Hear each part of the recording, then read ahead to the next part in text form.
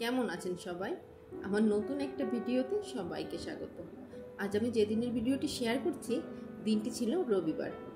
আজ আমাদের বাসায় আসবে দুজন ভীষণ কাছের মানুষ, ছোটদা আর ছোটদি, মানে আমার ছেলে মেয়ের ছোট জেঠু আর ছোট মা। আসলে দিদি তো আমাকে আগের দিনই ফোন করে জানিয়েছে যে দিদি আসবে আজ, সেজন্য আমি সকাল সকাল রান্না শুরু করে দিয়েছি। দিদি আজ আসবেন দিল্লি থেকে। আসলে দিদি, দাদা আরও সবাই মিলে ঘুরতে গিয়েছিল দিল্লিতে, তো সেখান থেকেই একবারে ঢাকাতে ল্যান্ড করবে। তারপর বাসায় এসে বাবুকে দেখে আবার ওই দিনই আসলে দিদিরা ব্যাক করবে খুলনাতে। তো দিদিদের আসার কথা ছিল আসলে বাবুর অন্নপ্রাশনেই, কিন্তু তখন দাদার কাজ পড়ে যাওয়াতে তখন আসা সম্ভব হয়নি, শুধু বড়দাই তখন এসেছিলাম। এই জন্য দিদি বলছে যে একবারে আমরা যেহেতু ঢাকাতে ল্যান্ড করবোই, বাবুকে দেখে তারপরে যাব।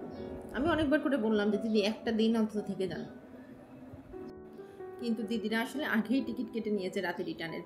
বললো না রে, পরে এসে আবার থাকবো, এখন আর থাকবো না, অনেক দিন বাড়ির বাইরে, তো মনে হচ্ছে কখন বাড়িতে যাব। বাবু হওয়ার পরে এবারই দিদিরা প্রথমবার বাড়িতে এলো। আমার ছেলে আজকে প্রথমবার তার ছোটো মা ছোট জেঠুকে দেখবে। তো দিদিরা যেহেতু অনেকক্ষণ জার্নি করে আসবে, সেজন্য আমি চাচ্ছিলাম যে হালকা পাতলা করে আসলে রান্নাগুলো করার, কারণ এত জার্নি করে আসলে রিস্ক খাবার খাওয়াও যায় না। আর দিদিরা তো আবার রাতেও ব্যাক করবেন, তাছাড়া অনেক দিন ধরেই দিদিরা বাইরেও ঘুরছে, সেজন্য ভাবলাম যে যত হালকা করা যায় আসলে রান্না। আসলে দিদিদের ল্যান্ড করার কথা ছিল 1:30 বাজে, তো ভাবলাম যে আমার বাসায় আসতে আসতে আর কতক্ষণই, 1-1.5 ঘন্টায় লাগুক, কিন্তু ঢাকা শহরের জ্যাম তো জানেনি সবাই। দিদি 1:30 বাজে নেমেছে, কিন্তু উত্তরা থেকে আমার বাসায় আসতে আসতেই 5টা। আবার দিদিদের রিটার্ন টিকিটও ছিল 7টা বাজে। তাহলে বুঝেন, মানে এসে 1টা ঘন্টাও প্রপারলি আসলে বসতে পারেনি। অনেক তাড়াহুড়ো করে কোনো রকম খেয়ে দিদিটা বের হয়ে গেছে। এই যে দিদিরা এখন খাচ্ছে, আর এই যে যাকে দেখতে মেনলি এত কষ্ট করে দিদি আসছে, এই যে তিনি এতক্ষণ ঘুমাচ্ছিলেন, এখন উঠে জেঠু আর ছোট মার দিকে তাকিয়ে আছে। আর ওই যে আমার মেয়েকে তো দেখতে পাচ্ছেন, সে চকলেট এনে দিচ্ছে ছোটো মা, সেটাই খাচ্ছে। ওরও আসলে তখন অনেক জ্বর, তো ওর বাবারও সন্ধ্যার পরে ডক্টরের অ্যাপয়েন্টমেন্ট দিয়েছে, ওকে নিয়ে যাবে আবার ডাক্তার দেখাতে। দিদিরা কোনো রকম একটু তাড়াহুড়ো করে খেয়ে নিল, খেয়ে নিতে নিতেই 6:30-7টা বেজে গেছে। আবার এখন তাড়াহুড়ো করে বের হয়ে যেতে হবে। আসলে দিদিদের ওই দিন অনেক কষ্ট হয়ে গেল, তারপরও এত কষ্ট করে এসেছে শুধুমাত্র বাবুকে দেখার জন্য। আমি অনেকবার করে বললাম যে দিদি একটু রাতটা থেকে যান, তাহলে বাবুর সাথে একটু সময়ও কাটাতে পারবেন বেশি, আবার একটু আপনাদেরও রেস্ট হবে। কিন্তু দিদি বলছে কী করবো বল, টিকিট তো আগেই কাটা হয়ে গিয়েছে, এতটাতে জ্যামে করবো আমরা তা তো বুঝতে পারিনি।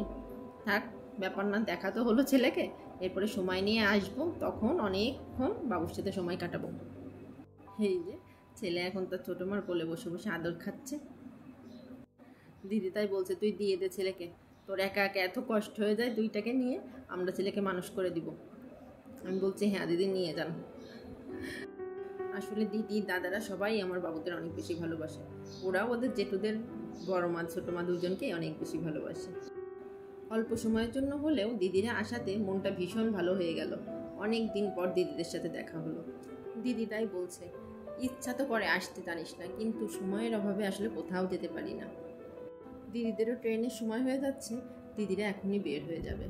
এই যে নিচে থেকে দারোয়ান এসেছে, ব্যাগগুলো নিয়ে যাচ্ছে, আর ওর বাবাও বের হয়ে গিয়েছে মেয়েকে নিয়ে ডাক্তার দেখাতে।